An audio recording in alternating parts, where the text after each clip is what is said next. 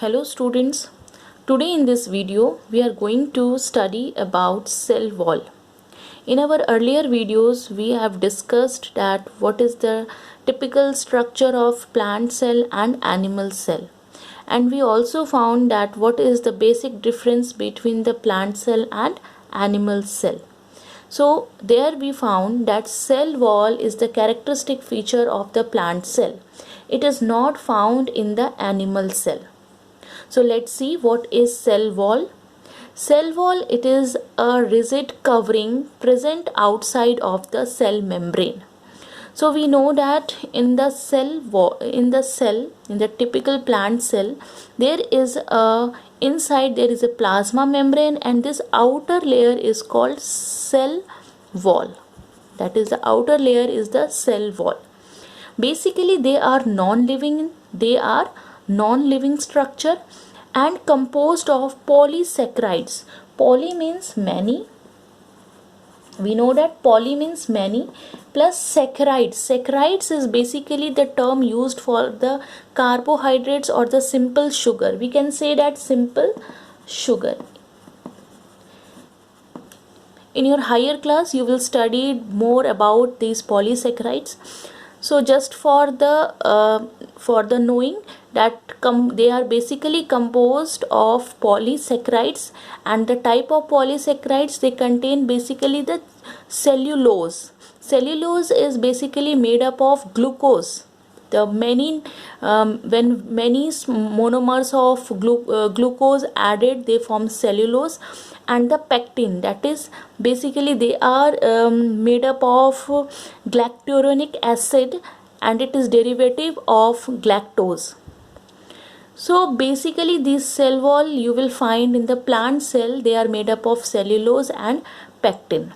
And the lignin, you will find the wood and the bark, they are lignin.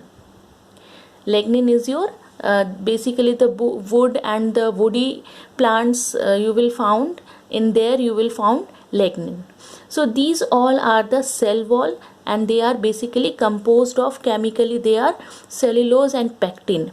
And the cellulose is one of the highest, one of the most abundant, most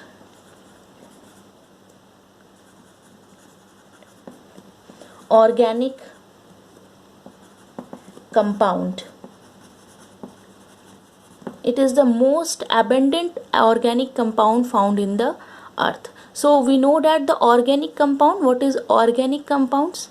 The compounds which contain carbon, hydrogen, oxygen and nitrogen. Basically the compounds containing the hydrogen, carbon, they are called the organic compounds. So we understood that what is cell wall, the outermost rigid layer present outer of the plasma membrane, that is called cell wall. They are basically non-living, made up of polysaccharides like cellulose and pectin, and the cellulose are basically most abundant organic compound you will found in the earth. And these organic compounds means they contain carbons. Now for more information, the bacterial cell wall. The bacteria also have the cell wall, and they are made up of peptidoglycan, that is also called murin. They are made up of peptidoglycan. Basically these all chemicals are the carbohydrates. The fungi cell wall contains cellulose and chitin. So there may be one difference, may be asked what is the difference between the bacterial cell wall and fungi cell wall.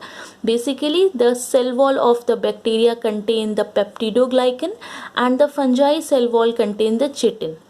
So these are some more information regarding the cell wall. Now second one is the function. What is the second point? The function. Obviously this cell wall provide the strength to the plant cell, as well as they maintain the cell wall and its turgidity, and it also helps the plant cell from burst. So the plant cell will not collapse in the presence of more water is there, more hypotonic condition is there, so plant cell will not burst, but the animal cell, they collapsed in the higher hypotonic condition. Now what is turgidity? So we know that the cell wall helps in the turgidity. So first of all we have to understand what is turgidity. So turgidity is basically due to the osmotic flow of water. So let's take a visual illustration of this, that what is turgidity.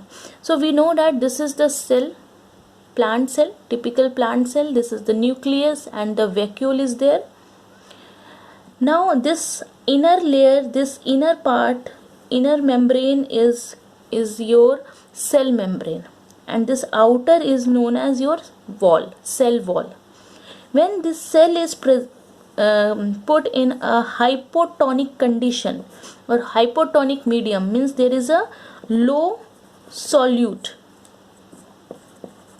When there is a low solute, so we know that in the low solute always the condition, the osmotic flow, water move from hypotonic to hypertonic condition.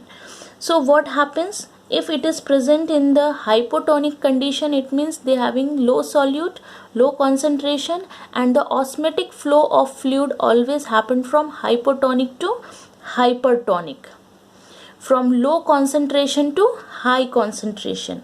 So the cell here is the high concentration, and the water, the condition, the H2O will move inside the cell. And when water goes inside the cell, the vacuoles also swells up, the different parts of the cell also swells up, and this produce pressure on the cell membrane, and cell membrane also pushes the membrane towards the cell wall. So here you are finding that this cell membrane, this plasma membrane is providing pressure over the cell wall, and that is called the turgidity of the cell. You will find the cell gets swells up, but the cell will not collapse or burst due to the wall pressure. Cell will not burst due to the wall pressure, because this cell wall also in against the cell membrane pressure, this cell wall also produce a wall pressure, and it will help cell to maintain the turgidity, and it will not make the cell to burst. But in the animal cell there is no cell wall, so there is a chance to burst, the cell will burst. Now let's see the second thing, that is our cytoplasm. Now what is cytoplasm?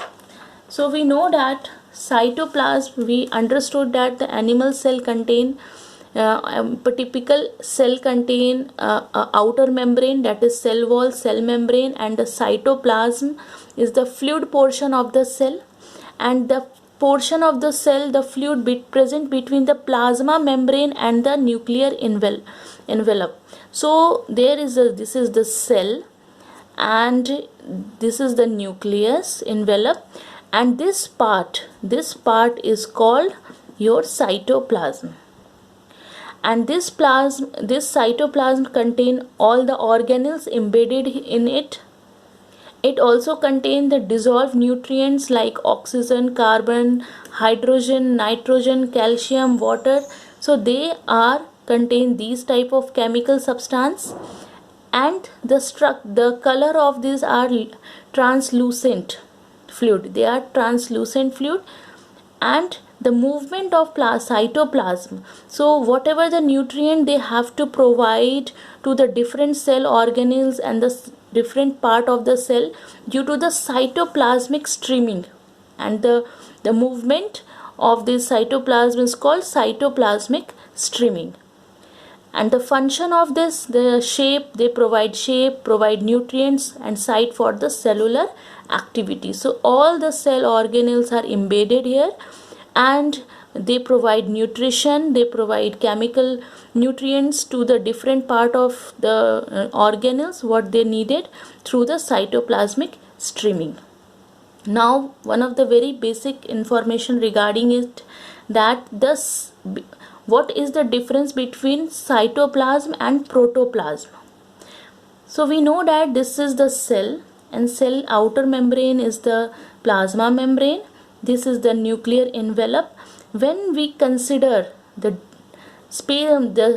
substance present between this outer plasma membrane and nuclear envelope, so whatever the things present in here in between, this is called cytoplasm.